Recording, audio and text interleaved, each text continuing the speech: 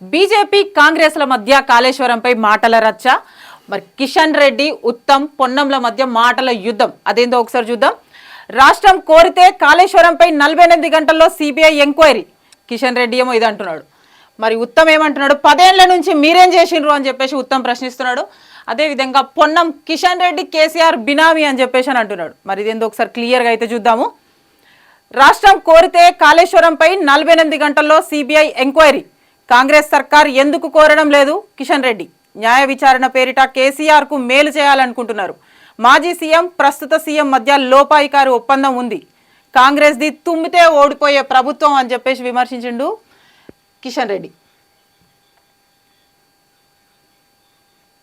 మరి కాళేశ్వరం ప్రాజెక్టు అవినీతి గురించి అయితే రాష్ట్ర ప్రభుత్వాన్ని కూడా 48 గంటల్లో సిబిఐతో విచారణ జరిపేందుకైతే కేంద్ర ప్రభుత్వం ఆదేశాలు అయితే ఇస్తుంది అని చెప్పేసి కిషన్ రెడ్డి అయితే అంటున్నాడు.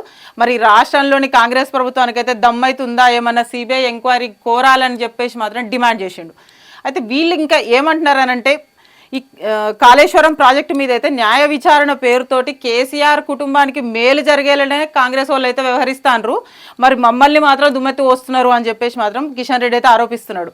మరి రాష్ట్రంలో కాంగ్రెస్ ప్రతిపక్షంలో ఉన్నప్పుడేమో తెలంగాణలో అవినీతి జరిగింది, అక్రమాలైనాయి అని చెప్పేసి ప్రస్తావించింది. ఇప్పుడు కాంగ్రెస్ మళ్ళీ అధికారంలోకి వస్తే మాత్రం బీఆర్ఎస్ వాళ్ళని కుంభకోణాలు కానీ ప్రాజెక్టులో స్కామ్ల మీద కానీ దర్యాప్తు చేయబడతామని ఎందుకు మాట్లాడతలేరు వాళ్ళు అని చెప్పేసి మాత్రం కిషన్ రెడ్డి పిసిసి చీఫ్ హోదాలు ఉన్నప్పుడు రేవంత్ రెడ్డి అప్పుడైతే ప్రశ్నించిండు. కానీ మరి ఇప్పుడు సీఎం అయినాక ఎందుకనేది ప్రశ్నిస్తలేడు వాళ్ళని అని చెప్పేసి మాత్రం ప్రశ్నిస్తున్నాడు కిషన్ రెడ్డి. అయితే బీఆర్ఎస్కి కాంగ్రెస్కి ఎంఐఎం మధ్యవర్తిత్వం చేసిందని అనుమానాలు అయితే ఉన్నాయని చెప్పేసి ఆరోపిస్తున్నాడు. అయితే బీఆర్ఎస్ ప్రభుత్వ హయాంలో జరిగినటువంటి అవినీతి, కేసీఆర్ కుటుంబ పాలనపై విరక్తి చెందే ప్రజలు మాత్రం ఓట్లేసిండ్రు. అదేదో రాహుల్ గాంధీని నమ్మో, రేవంత్ రెడ్డిని నమ్మో, కాంగ్రెస్ వాళ్ళని నమ్మి మాత్రం ఓట్లు వేయలేదు వాళ్ళు అని చెప్పేసి మాత్రం చెప్తున్నాడు. ఆ పార్టీ మీద ప్రేమతోనో దేంతోనైతే కాంగ్రెస్కి అయితే ఓట్లు అయితే వేయలేదు. మరి అయితే కాంగ్రెస్ ప్రభుత్వం అయితే ఎప్పుడైనా సరే తుమ్మితే పడిపోయే ప్రభుత్వం అది. అందుకే కేసీఆర్కు మేలు చేసేటట్టుగా మాత్రమే కాంగ్రెస్ పార్టీ వాళ్ళు మాత్రం వ్యవహరిస్తున్నారని చెప్పేసి మాత్రం కిషన్ రెడ్డి అయితే ఆరోపిస్తున్నాడు. మరి ఉత్తమ్ ఏమంటున్నాడో చూద్దాం. 10 ఏళ్ల నుంచి మీరేం చేసిండ్రు అని అడుగుతున్నాడు. కేసీఆర్ అవినీతిపై సిబిఐతో కేంద్రం ఎందుకు ఎంక్వైరీ చేయించలే? ఉత్తమ్ కేసీఆర్ అవినీతి గురించి కిషన్ రెడ్డి ఇప్పుడు సిబిఐ ఎంక్వైరీ ఇంకేందో అని చెప్పేసి మాట్లాడుతున్నాడు. కానీ మరి 10 ఏళ్ల నుంచి అయితే కేంద్రంలో ప్రభుత్వం ఏదున్నది? బీజేపీ ప్రభుత్వం మీదే కదా ఉన్నది. మరి అప్పుడెందుకు ఎంక్వైరీ చేయలేదు? మరి ఢిల్లీ లిక్కర్ స్కామ్ కేసులో అయితే ఎమ్మెల్సీ కవిత మీద మీరు ఎందుకు చర్యలు తీసుకోలేదని చెప్పేసి మాత్రం నిలదీసిండు. అయితే కేసీఆర్ అప్పుడు లక్షల కోట్లు దోచుకున్నట్ల కిషన్ రెడ్డి అన్నాడు. మరి కేంద్రంలో అధికారంలో ఉన్నది కూడా వాళ్ళే కదా, మళ్ళీ ఎందుకు ఆయన జైల్లో పెట్టలేదు? బీఆర్ఎస్ బీజేపీ కలిసి రాష్ట్రంలోనే కాంగ్రెస్ ప్రభుత్వాన్ని బద్నాం చేయడానికి మాత్రమే చేస్తానే. ఇప్పుడు ఈ బీఆర్ఎస్ బీజేపీ రెండు ఒకటే అని చెప్పేసి మాత్రం ఉత్తమ్ కుమార్ రెడ్డి అంటున్నాడు. మరి పొన్నం ఏమంటున్నాడో ఒకసారి చూద్దాం. కిషన్ రెడ్డి కేసీఆర్ బినామీ అంటున్నాడు. మరి కాళేశ్వరంలో అవినీతి జరిగిందని ఢిల్లీ నుంచి గల్లీ దాకా తెలుసు మంత్రి పొన్నం. కేసీఆర్ను రక్షించేందుకే సిబిఐ విచారణ అని బీజేపీ అంటున్నది. కేంద్ర మంత్రి కిషన్ రెడ్డి మాజీ సీఎం కేసీఆర్కు బినామీ అని చెప్పేసి మాత్రం పొన్నం ప్రభాకర్ అంటున్నాడు. మరి కేసీఆర్ను రక్షించేందుకే సిబిఐ విచారణ అనేది బీజేపీ అనేది అడుగుతుంది. కాళేశ్వరంలో అవినీతి జరిగిందని చెప్పేసి మాత్రం ఢిల్లీ నుంచి గల్లీ దాకా అందరికైతే తెలుసు. మరి దీని నుంచి న్యాయ విచారణకు ఇప్పటికైనా ఆదేశించినాం మేము.